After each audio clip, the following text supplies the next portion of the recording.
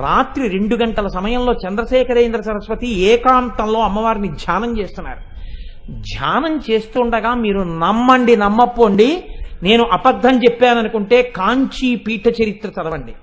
అమ్మవారు వచ్చి చంద్రశేఖరేంద్ర సరస్వతి స్వామి వారి భుజం మీద చెయ్యి వేసి తట్టి పిలిచింది. చంద్రశేఖరేంద్ర సరస్వతి కళ్ళు విప్పి చూశారు.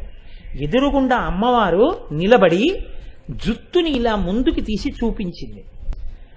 ఓయ్ పిల్లాడా, నా గుడిని బాగు చేయించడానికి డబ్బు కోసం పాలాభిషేకం చేసి ఇంత దూరం వచ్చావు. నా జుత్తు చూడు పాలతో ఎలా అట్టలు కట్టిందో. ఇలా ఎప్పుడైనా ఉందా నా జుత్తు? తొందరగా వచ్చి అభిషేకం చెయ్యవా?